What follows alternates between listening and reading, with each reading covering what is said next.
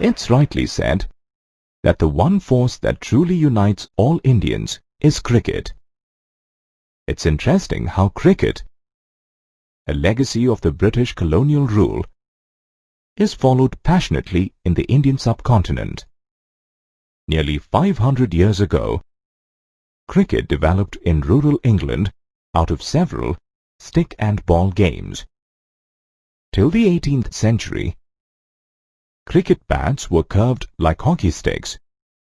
Such bats helped in making contact with the ball that was bowled underarm at that time. Interestingly, cricket carries many peculiarities today, the reasons for which lie in the initial years of its growth. The game was originally played on unfenced land in English villages.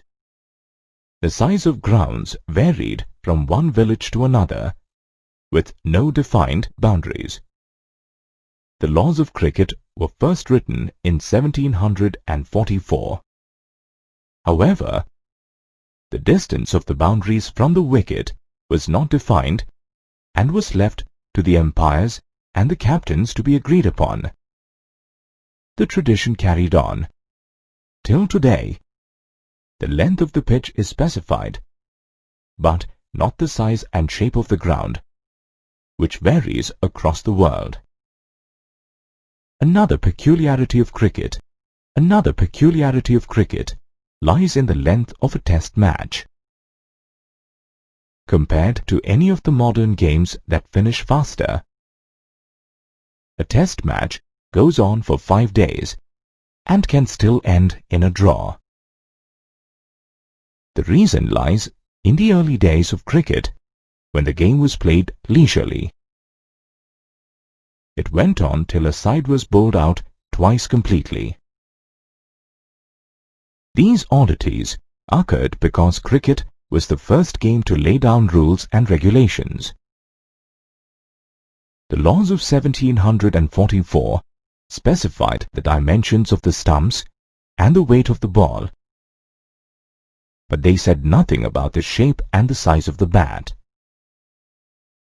The Marylebone Cricket Club, which was formed in 1787, revised the laws, which gradually made cricket a more skillful game. Bowlers now started bowling overarm instead of the conventional underarm style.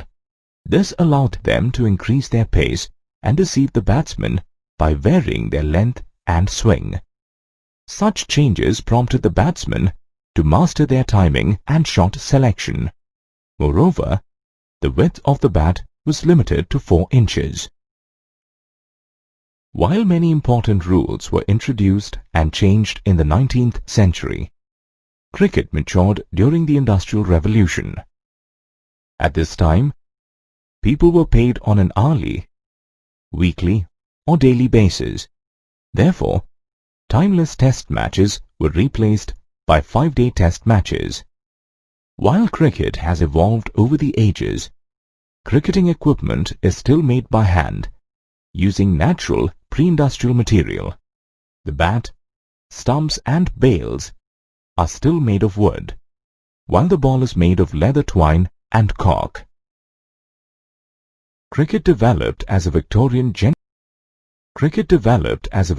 gentlemanly game that embodied all Englishness. The hierarchies of English society were evident in early cricket. Poor people, also called professionals or players, played cricket for a living, while the rich or amateurs played it for pleasure. They were also known as gentlemen. The rules of the game were lopsided and favoured the gentleman who mostly batted. Cricket was also introduced in public schools as part of physical training for boys. It was used to teach them discipline and the importance of hierarchy, and to groom them to run the British Empire in future. For a long time, cricket remained a male preserve. Women from the upper class played a slow-paced game called croquet. It was only by the end of the 19th century that women began to participate in vigorous games like cricket. However, they were still discouraged from participating in competitions. In India, children playing cricket in small streets and alleys is a common sight. Despite being an English game, have you ever wondered how cricket came down to the common masses in other nations? Interestingly, today cricket is a colonial game played and followed in all those countries that were once ruled by the British. For the British rulers, cricket was a symbol of the superiority of their race. During their rule in the West Indies and India, they showed no interest in teaching the game to the non-white natives. Towards the end of the 19th century, the first non-white cricket club came up in the West Indies. However, members of this club were light-skinned people of mixed European and African descent, called the mulattoes. Despite the colonial restrictions, cricket gained huge popularity amongst the common people in the Caribbean. Winning cricket matches became a way of gaining social equality and political progress. Therefore, when the West Indies won its first Test match against England in 1950, it was celebrated as a national victory. Ironically, this West Indian team was headed by a white man, and the team represented several countries of the Caribbean region. Till today, the Pan-West Indies team represents many nations of the Caribbean region which could never get unified politically. Let's now understand how cricket developed in India during the British Raj. During the 18th century, cricket was played in India by the British military men and civil servants in their all-white clubs and gymkhanas. India has always been divided on the basis of caste and religion. Cricket wasn't an exception to this rule. The Parsis became the first Indian community to form a cricket club in 1848 in Bombay due to their closeness to the British on account of business. This club was supported by big businessmen like the Tatars and the Wadias. After a fight with the all-white Bombay Gymkhana over the ground, the Parsis built their own Gymkhana to play cricket.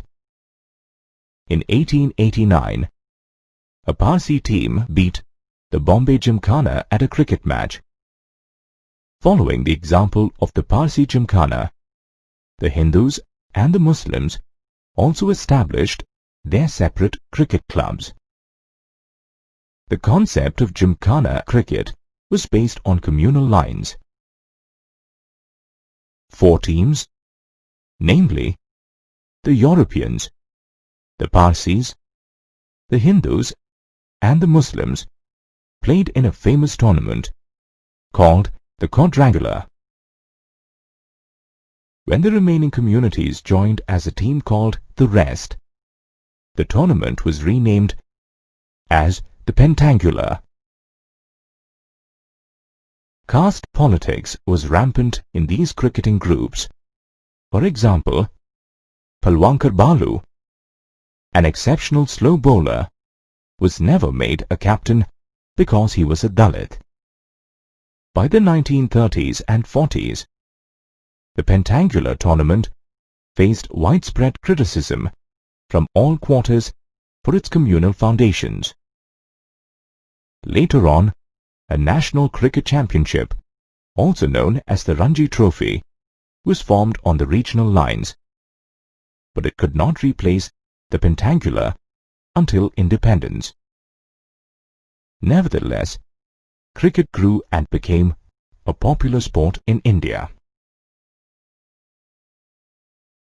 From the timeless test matches played in rural England to one-day internationals in swanky stadia, and the latest 2020 Carnival, cricket has come a long way indeed. In India, cricket had racial beginnings in the gymkhanas formed by different communities. Mahatma Gandhi criticized games like cricket and hockey as colonial British sports, which were fast eroding India's traditional games. He felt that colonial games were good for making one's body strong, but they contributed little to actual physical training. He viewed that colonial games could only be played by the privileged. Therefore, he felt that simple games and the daily work of agriculturalists were more suited for physical education. Despite the widespread criticism of the quadrangular and pentangular tournaments, Indian fans still remember some cricketing heroes from these contests.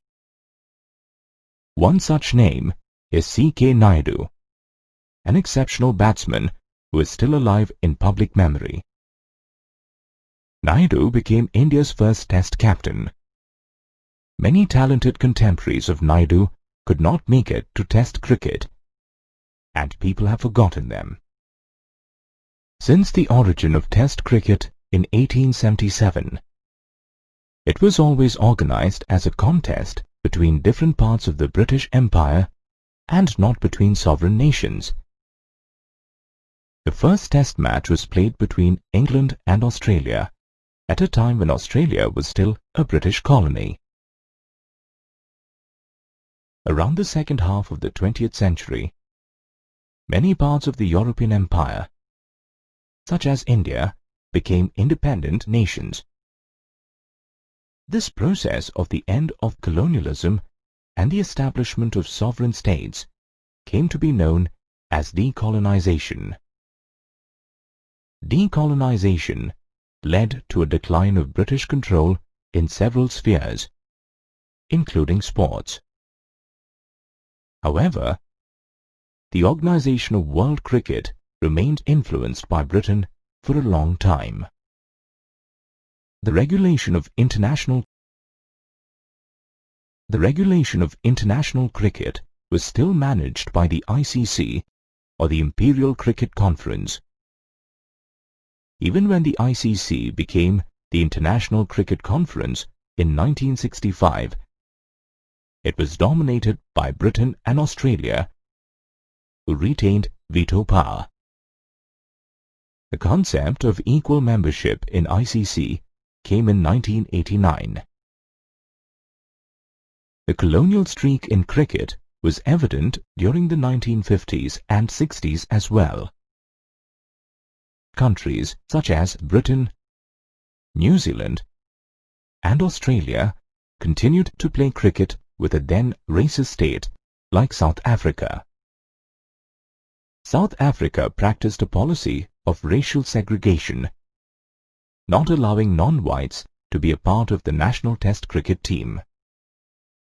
Many Test-playing nations like India, Pakistan, and the West Indies boycotted South Africa. However, their action did not have the necessary impact. The combined effort of Asian and African countries, along with some liberals in Britain, forced the authorities to cancel a tour of South Africa to England in 1970. When cricket emerged as a popular sport in many new countries, the older colonial aspect of the game began to diminish. Here's a picture of the man who revolutionized the game of cricket, not by playing it, but by televising it. Kerry Packer was an Australian television tycoon who understood before anyone else did that cricket had the potential to attract viewership and generate immense profits. During the 1970s, cricket was undergoing a lot of transformations. In 1971, the first one-day international match was played between England and Australia in Melbourne. This style of cricket became so popular that the first one-day international World Cup was organized in 1975 in England.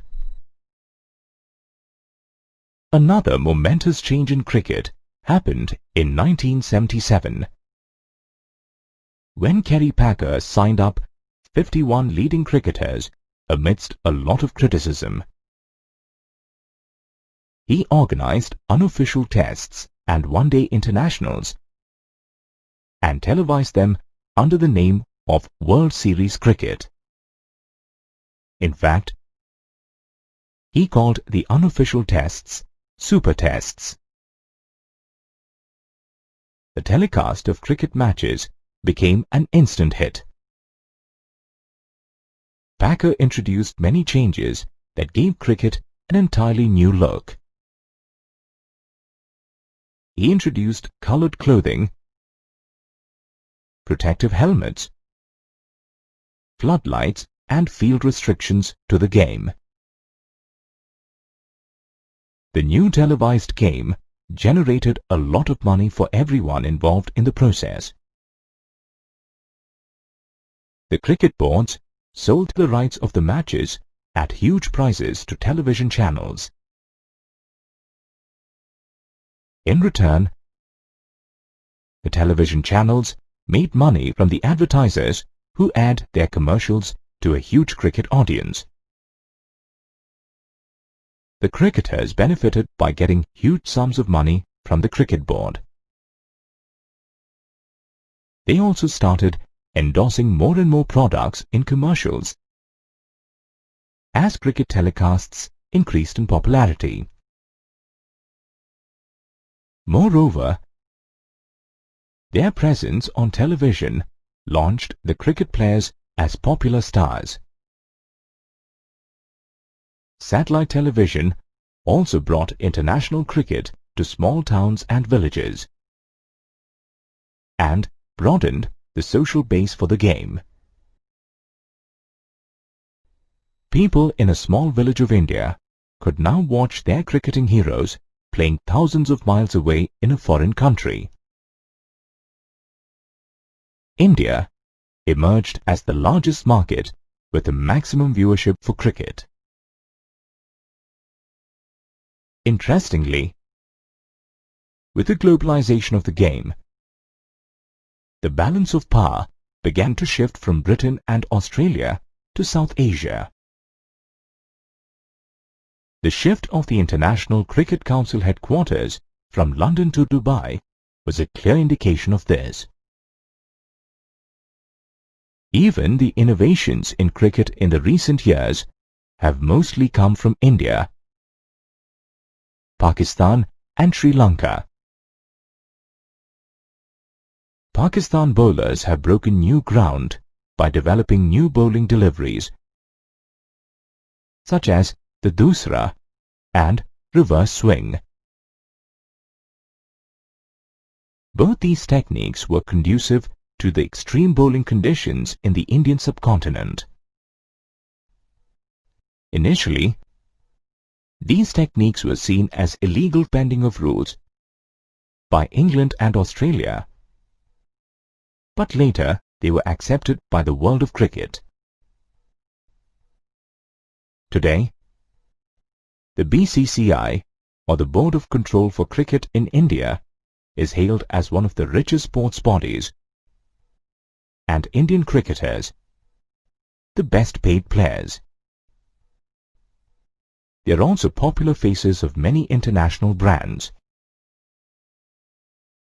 From being an insular game of the elite, cricket has seen the rise of the paid professional and has become the game of the masses.